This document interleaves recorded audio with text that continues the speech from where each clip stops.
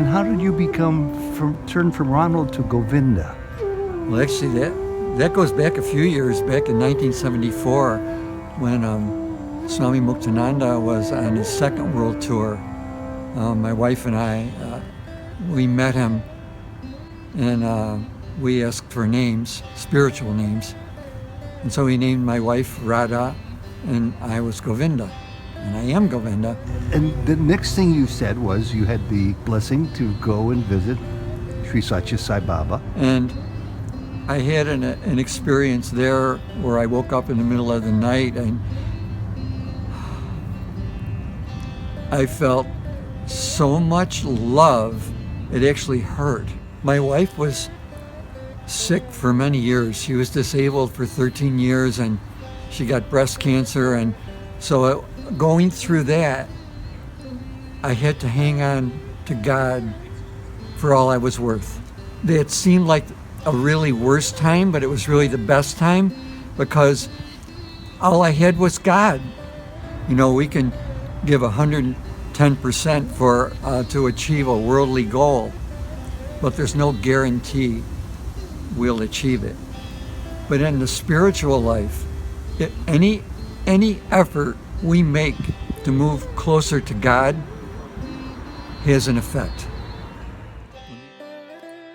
Ronald Calley's first spiritual teacher, Swami Muktananda. Now called Govinda, this 70-year-old man, raised Catholic, now shares his spiritual journey with everyone.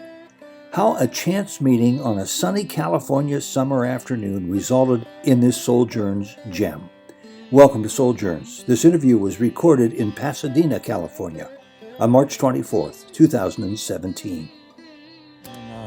We asked for names, spiritual names. And so he named my wife Radha, and I was Govinda, and I am Govinda. My wife passed away 10 years ago. I'm sorry to hear about that. Yeah. And you say, I am Govinda. It sounds like you mean that with your heart. It's been a long time. I'm used to it. Yeah. You know? Yeah. And what brought you to Swami Muktananda? Well, we met someone who had met him in his first world tour in 1970, and this guy was like lit up.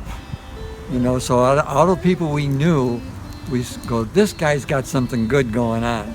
And he told us about Muktananda, and we went down to New York City and met him in 1974, and we got our Kundalini Awakening. That was his thing, Kundalini Awakening. So we started on our experiential aspect of our spiritual journey. I mean, I'd read a lot of books, but no experience.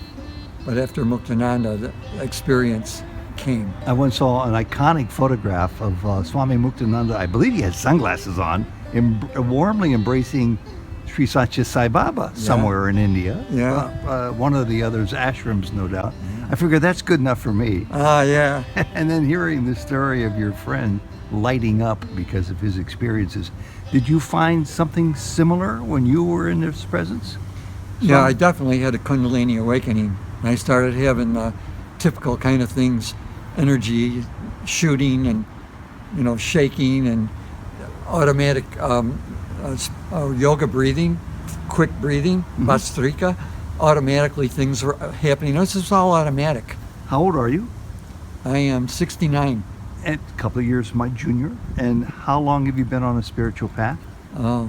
Almost 45 years. And what prompted the beginning of your spiritual path, probably with Radha? My friend got a book from the library about yoga. That was it? And I was raised Catholic, and I read this book, and it just spoke to me. I connected up so strongly with, it talked about the philosophy, not only, you know, asanas, exercises, but the philosophy, reincarnation, all these concepts I wasn't familiar with, and they just rang totally true to me. And that's what really got me interested in Eastern spirituality. But you would relate a little bit to sort of the litany, what am I looking for? The Orthodox way in which the Catholic Church is practiced, the faith is practiced. You might relate a little bit to that.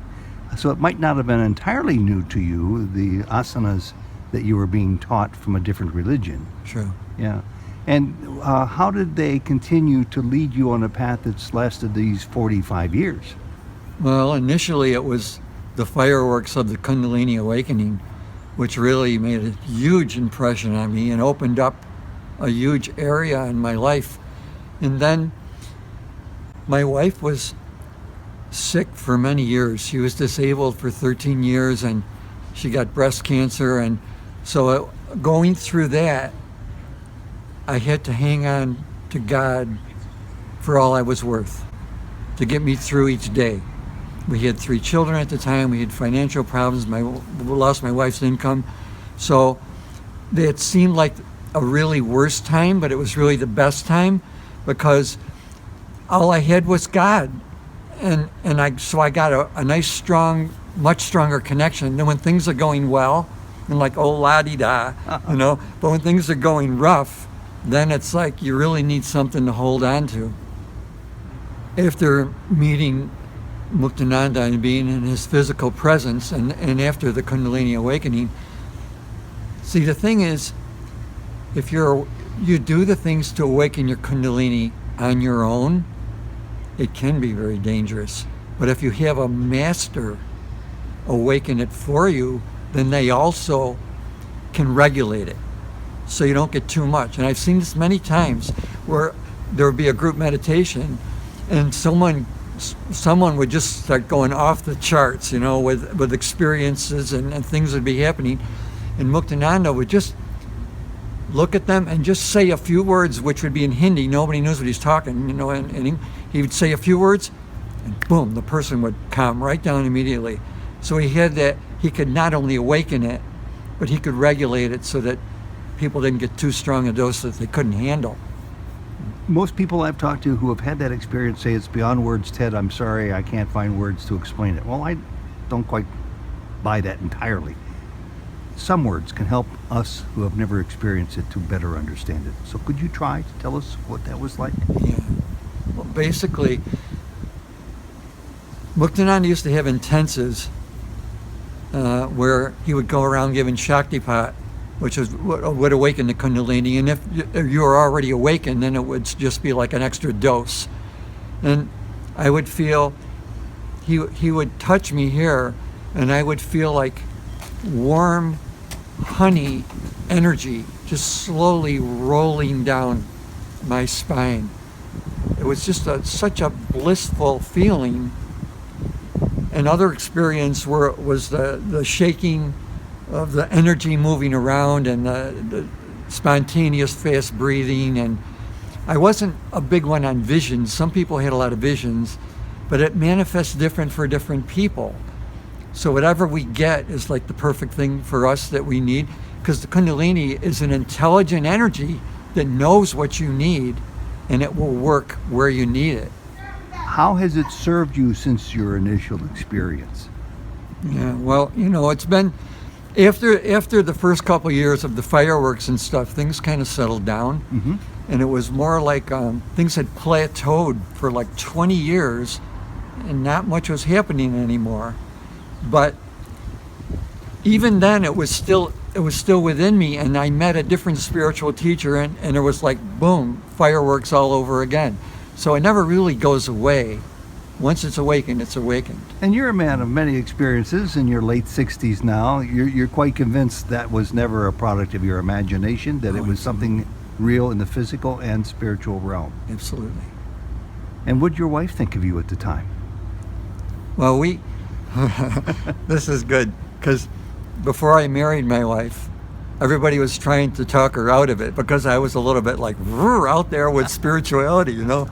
But she knew, she connected up very strongly with it, and immediately, she was still in high school, but immediately she got a thirst for more, you know. And so we went to Muktananda together, and she was, it was funny when we used to meditate.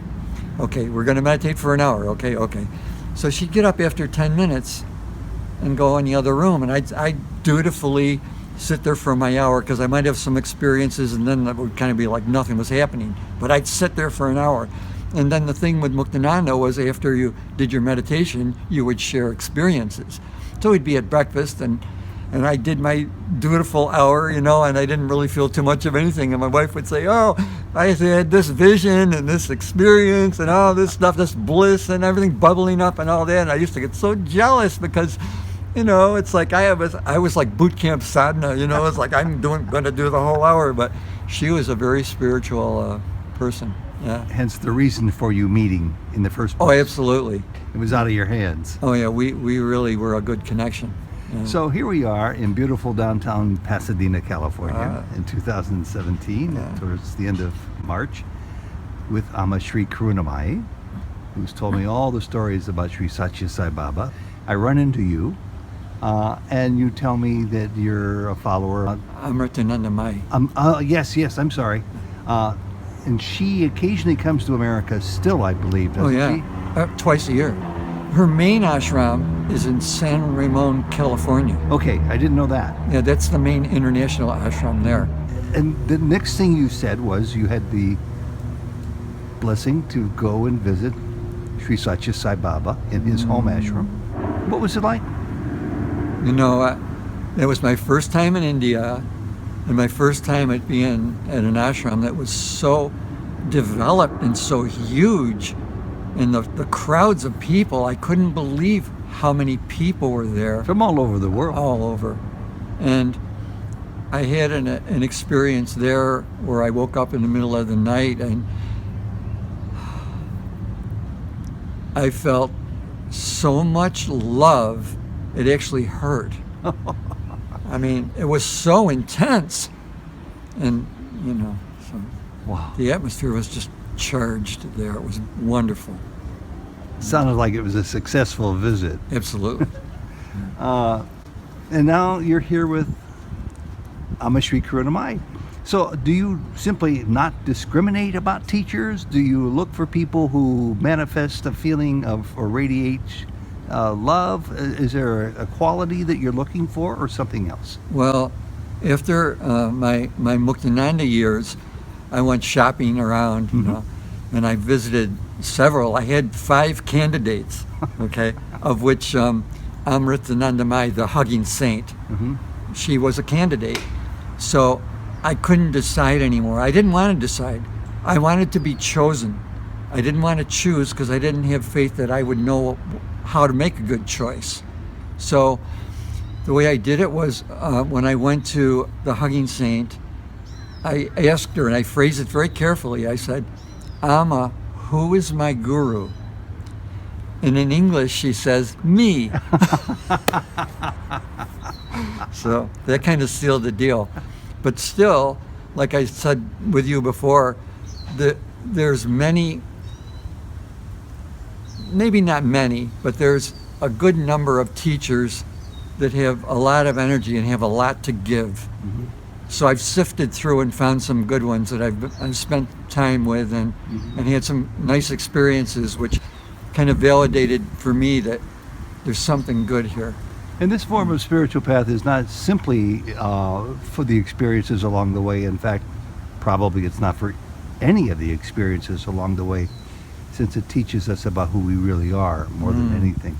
Yeah. And that's my long-winded way of leading up to asking how, where you are spiritually 10 years ago helped you through a profound loss, the loss of your wife, Radha. Yeah. That was, all the stuff we do leading up to a big event. When the big event comes, then we kind of realize the payoff. Like, just doing our sadhana every day, we may not see a big payoff. But when the hard times come, then we see the payoff. And that's what happened in my case. My wife died at home, and I was sleeping in the other room because she used to snore. I couldn't sleep, so I would lay with her until she fell asleep, and then I'd go in the other room and I'd sleep. So that morning, it was kind of late for her to be waking up. She was more of an early riser, and when I went in to check on her, I saw that she was dead. She was deceased. So immediately I called 911, and they gave me some instructions for, CPR over the phone. I tried that, but I didn't think it was going to do anything because she felt like she'd been dead a while. But once I realized that, right then and there, I told her that she was free to go and do what she needed to do. I didn't try to hold on to her because it was over. I mean, physically, our time together was over. And that's when I realized the huge payoff of all the sadhana I'd done before that, dealing with a huge situation like that and being able to just accept it so fast and feel it.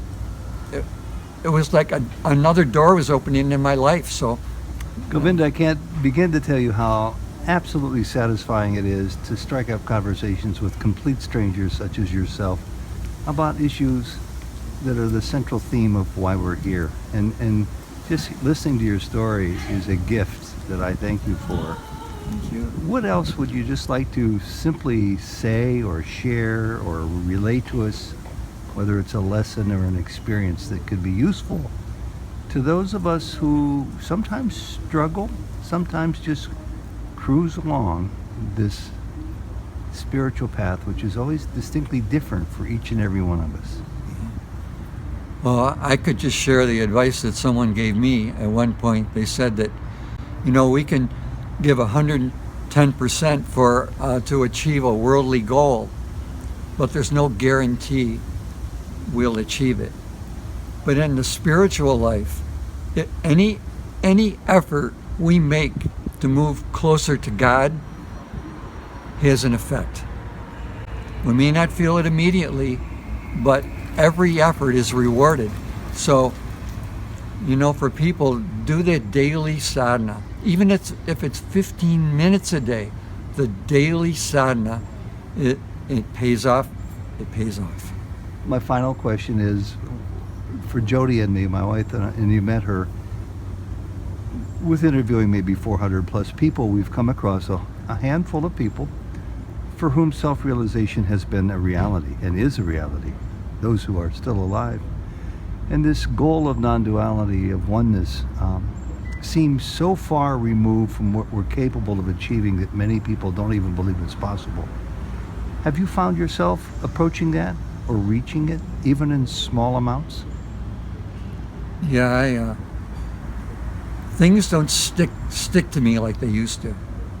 I feel like I'm pretty much breezing through life, and it seems like whenever I talk with someone, it's uplifting, and people seem so sweet to me. They're so easy to love, and it's given me tons more confidence to follow my heart, and it's so rewarding to follow my heart and not listen to mental chatter so much of I should do this, but my heart's telling me to do something else, and it's so rewarding following my heart. Well, your heartbeat in the physical life of this illusory form called human existence is still beating, obviously. Do you have any remaining attachments, desires, wishes, unfulfilled that you'd still like to acquire while you're in this form? Yeah, well, I may have rolled up my sleeves and I'm doing the work, but the job isn't over yet. I'm doing my sadhana and striving to just become more and more pure and more connected to God and see God more in my life. It's a goal, till I drop this body and maybe even beyond. It's a goal I'll be working towards. It's just so wonderful to know you, Govinda. I hope we stay in touch, and thank you very, very much for this. Thank and as Baba folk would say, Sai Ram, as Amma folks would say, Jai Karunamayi. I don't know what Muktananda's people said. Om Namah Shivaya. Om Namah Shivaya. Yeah. Exactly. Yeah. Thank you very much, and God bless you. What an honor. Thank you so much. This is just so spontaneous. Nothing was planned and everything, so it came out spontaneous, and it just came through. Yeah. I would say it was probably meant to happen. I agree. Thanks a lot. Oh my God. What a blessing. For me. What a blessing. What a tremendous blessing. And it's nice to get these little things along the way to kind of give you like a little pat on the back, like, yeah, you're doing okay. And I feel this is one of those things. We all need those. Yeah. And if we can't give them to ourselves, we can give them to others. And you just gave a lot of that to me and to all of us watching. What a blessing that was. Ooh.